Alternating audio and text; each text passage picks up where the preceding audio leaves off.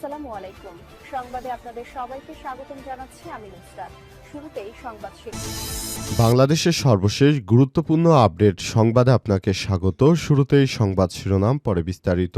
প্রথমেই জানাবো আমাদের হাতে থাকা সর্বশেষ গুরুত্বপূর্ণ সবথেকে তাজা আপডেট সংবাদ। সারা দেশে 1 লক্ষ হেলথ কেয়ার নিয়োগ দেওয়া হবে বললেন তারেক রহমান। বিএনপি ক্ষমতায় গেলে সারা দেশে 1 লাখ হেলথ কেয়ারার নিয়োগের পরিকল্পনা আছে বলে জানিয়েছে দলটির চেয়ারম্যান তারেক রহমান আজ Chittagong Radisson Blu hotel the plan youth policy talk with Tarek Rahman Chittagong division শীর্ষক মতবিনিময় সভায় তিনি এমন তথ্য জানিয়েছেন।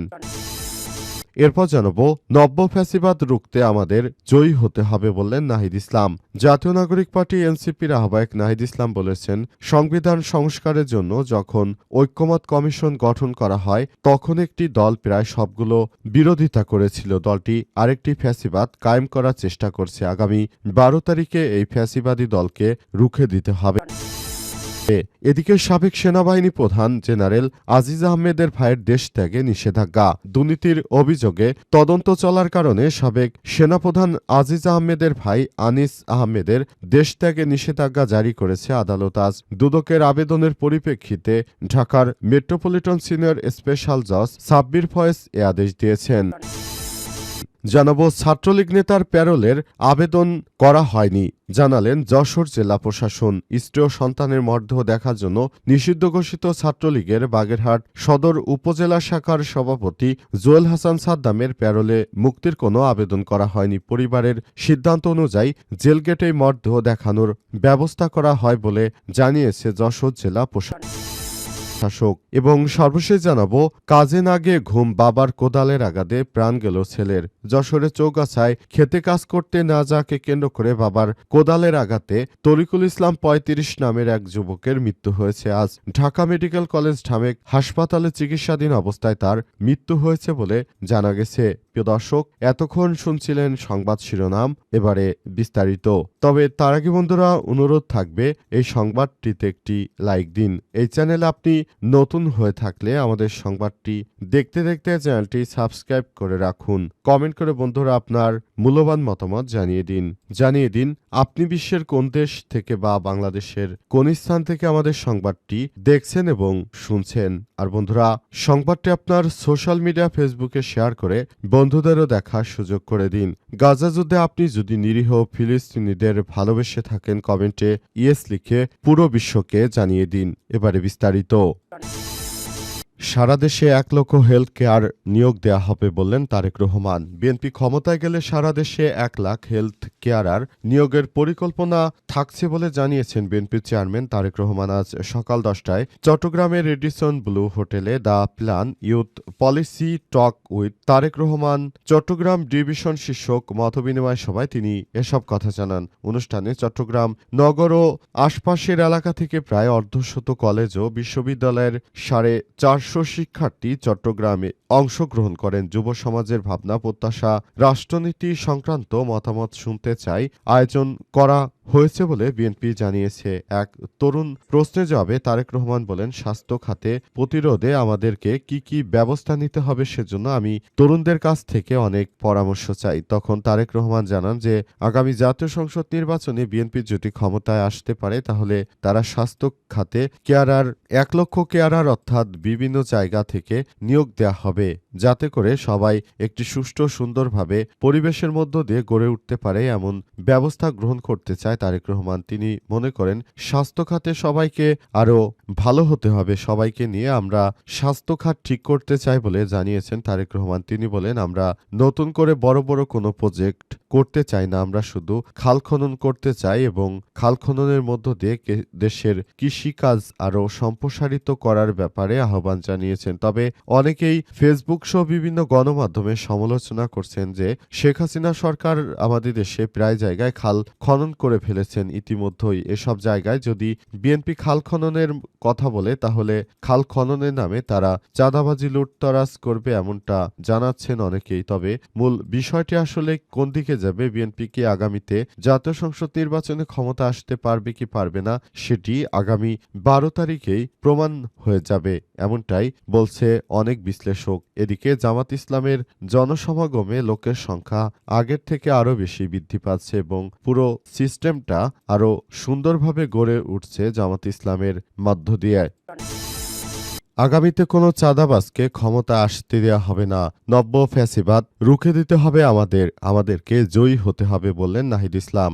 জাতীয় নাগরিক পার্টি এনসিপির আহ্বায়ক নাহিদ ইসলাম বলেছেন, সংবিধান সংস্কারের জন্য যখন ঐকমত্য কমিশন গঠন করা হয় তখন একটি দল প্রায় সবগুলো সংস্কারের বিরোধিতা করেছিল। দলের আরেকটি ফ্যাসিবাদ কায়েমের চেষ্টা করছে। তারাই নব্য ফ্যাসিবাদ রুখতে আমাদের জয়ী হতে হবে। রাজধানীর ভাটারা থানার ৩৯ নম্বর ওয়ার্ডের সাইদনগরে অনুষ্ঠিত এক উঠান বৈঠকে তিনি এসব কথা বলেছেন। তিনি বলেন, বাংলাদেশটাকে নতুন করে আমাদেরকে সাজিয়ে গুছিয়ে নিতে হবে। একটি রাজনৈতিক দল তারা মূলত সবসময় আবারও তারা চাঁদাবাজি শুরু করবে এই বিশেষ রাজনৈতিক দল বলে জানিয়েছেন। অন্তর্বর্তীকালীন সরকারের প্রধান উপদেষ্টা ঘোষিত সংস্কার করতে চেয়েছিল, কিন্তু আসলে এই বিষয়গুলো খুবই গুরুত্ব সহকারে দেখতে হবে। অন্তর্বর্তীকালীন সরকারের প্রধান উপদেষ্টা প্রফেসর ডক্টর মোহাম্মদ ইউনূসের সরকার, তিনি বাংলাদেশটাকে সংস্কারের মধ্য দিয়ে এগিয়ে নিয়ে যেতে চেয়েছিল। তবে বিএনপির চাঁদাবাজরা আমাদেরকে বিভিন্নভাবে আসলে নানাভাবে বাধা প্রদান করছে। এই বাধা প্রদানের মধ্য দিয়ে মূলত আমরা আমাদের কাজকর্ম করতে পারছি না।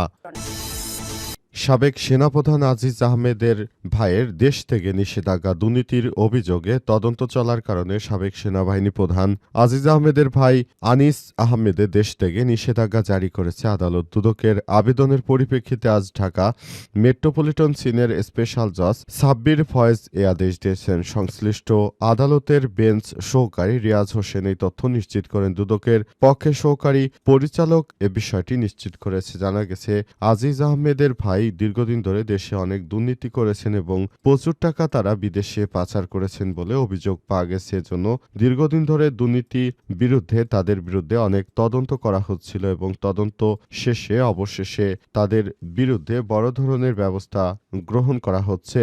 এই ধরনের কর্মকাণ্ড করত তারা এরও আগে, কিন্তু এখন আর এ বিষয়টি নিয়ে কোনো ছাড় পাবে না বলে সরকারের পক্ষ থেকে জানানো হয়েছে এবং তাকে আটক করার জন্য দুদকের পক্ষ থেকে বলা হয়েছে। শেষ পর্যন্ত বিষয়টি কোন দিকে গড়ায় সেটি এখন দেখার বিষয়। অনেকে এই বিষয় নিয়ে অনেক কিছু বলাবলি করছে, তবে সবকিছু আসলে যথাযথ সময়ে হচ্ছে না। আজিজ আহমেদের ভাই, তিনি এর আগে শেখ হাসিনাকে পুঁজি করে অনেক কিছু করেছেন। আজিজ আহমেদের সহযোগী তার ভাই আনিস আহমেদের দেশ ত্যাগ করে অন্য দেশে পালিয়ে যাওয়ার চেষ্টা করছে বলে দুদক জানতে পেরেছে। সুষ্ঠু অনুসন্ধানের স্বার্থে আনিস আহমেদের দেশ থেকে নিষেধাজ্ঞার নির্দেশ দিয়েছে তাই আদালত। ছাত্রলীগ নেতার প্যারোলের আবেদন করা হয়নি।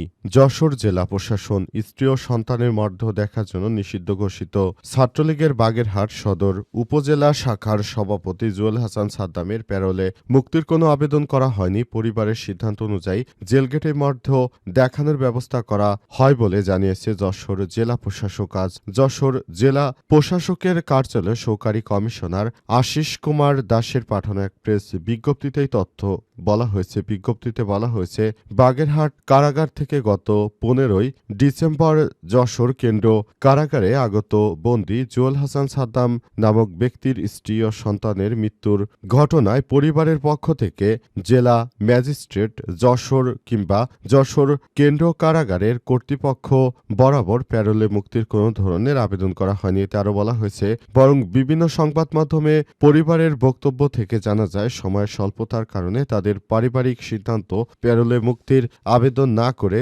জেলগেটে পাশ দেখানোর সিদ্ধান্ত গ্রহণ করা হয়েছে। এই ব্যাপারটি আসলে সেভাবেই কাজ করেছে কারা কর্তৃপক্ষ, কারণ কারা কর্তৃপক্ষের নিজস্ব এখানে কোনো স্বার্থ নেই। সরকারের পক্ষ থেকে তাকে যে ধরনের নির্দেশনা দেওয়া যায় তিনি সেভাবেই কাজ করেছেন। কিন্তু আসলে বিষয়টি হচ্ছে, বিগত সরকারের সময় কিন্তু বিএনপি জামাত ইসলামের অনেক নেতাকর্মীকে এভাবে দড়ি দিয়ে বেঁধে তারপর বিভিন্ন কিছু করা হতো।